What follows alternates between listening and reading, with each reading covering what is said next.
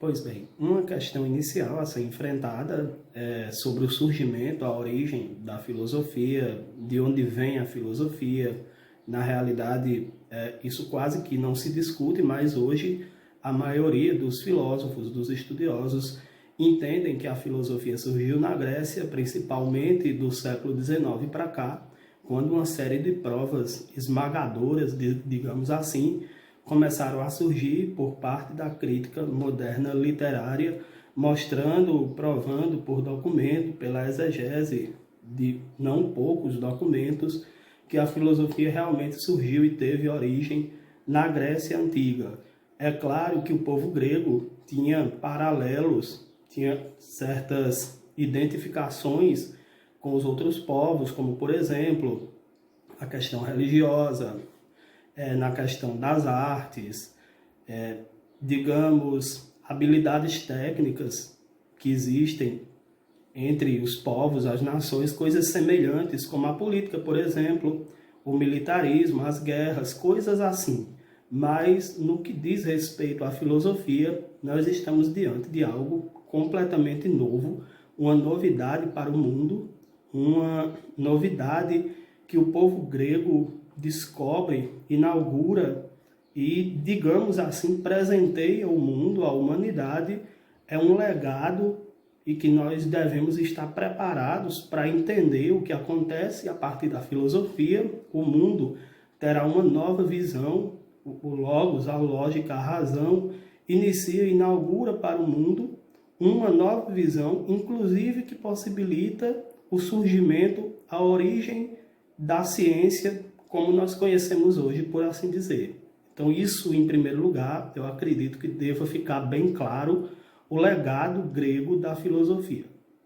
Penso eu que não seja somente um legado grego, mas que seja a maior dádiva de todos os tempos da história humana, a possibilidade de haver filosofia, porque, caso contrário, nós estaríamos ainda hoje presos ao mito, a ignorância, digamos assim, não teríamos desenvolvido a ciência como hoje conhecemos. E até onde nós sabemos, não é em qualquer lugar do mundo, em qualquer povo, em qualquer nação, que uma ideia científica pode se desenvolver.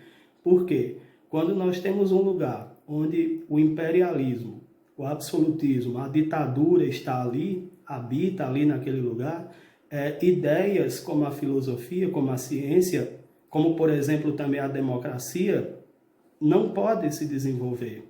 Ou seja, existem ali, em determinados lugares, na antiguidade, impérios, reis, homens poderosos que ditam aquilo que deve ser pensado.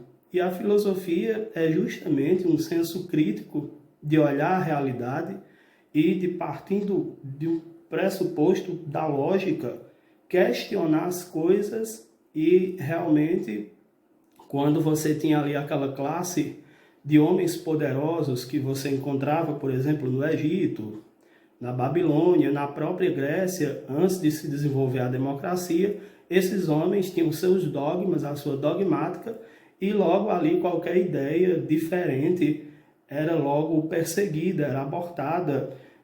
Sacerdotes, homens a serviço desses reis, iam lá e delatavam, e a pessoa era intimada, era presa, essa situação toda, e muitas vezes era condenada à morte. Enfim, não é em qualquer lugar que a ciência pode se desenvolver, e mesmo quando a ciência se desenvolve, não é em qualquer lugar que ela pode continuar existindo. É preciso que ali exista o senso do respeito à liberdade individual de cada um e o direito que cada um tem de questionar certas realidades dogmáticas e que existem. Infelizmente, a ditadura é uma realidade ainda presente em nosso mundo hoje. Só continuando aqui, mais um ponto sobre a origem da filosofia na Grécia.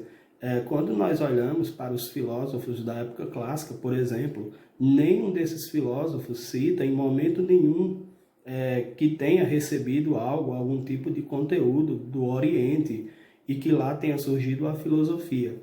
Na realidade, os orientais eles têm uma sabedoria na realidade teológica, aquela questão toda da mitologia que os gregos também têm, como nós já falamos, mas eles também são geniais, por exemplo, em certas habilidades técnicas do conhecimento.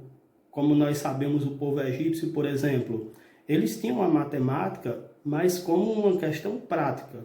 Eles calculavam ali, por exemplo, uma pirâmide, como deveria ser construído. Ali eles usavam a matemática pura, mas os gregos transformaram isso, principalmente os pitagóricos, transformaram isso numa teoria geral da matemática. Isso é muito diferente de você usar a matemática em questões práticas, como, por exemplo, os babilônios.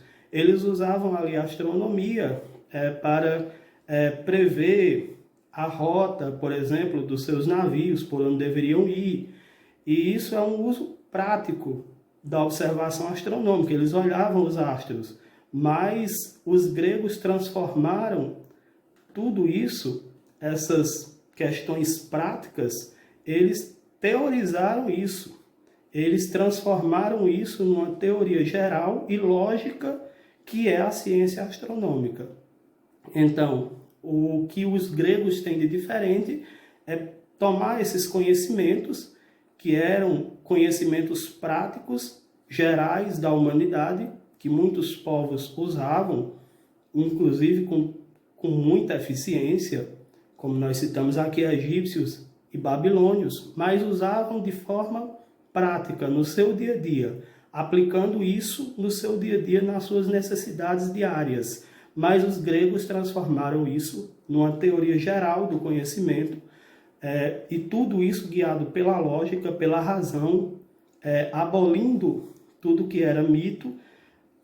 A primeira fase aí da filosofia, quando nós vamos olhar os naturalistas, eles já estão criticando esses deuses, esse panteão de deuses que tinha lá na Grécia, que tem todos os povos, toda essa questão dessa mitologia, desses deuses que criaram isso ou aquilo. Então eles vão olhar para a natureza de uma forma lógica, de uma forma prática, e falar da sua criação, e falar observando os princípios gerais da própria natureza, fazendo essa observação lógica, mostrando com argumentos lógicos. Então isso é uma diferença entre os gregos e os outros povos, e isso prova mais do que nunca que a filosofia é um legado do povo helênico e não há o que discutir nisso. Acredito que a questão está encerrada, sem querer aqui usar de dogmática também, sem querer impor, mas para mim a questão não se discute, realmente é indiscutível isso, o povo grego criou a filosofia. Tá? Eu sou Lucas de Mello, você está aqui no The Science, é um prazer estar com vocês. Até a nossa próxima aula. Tchau.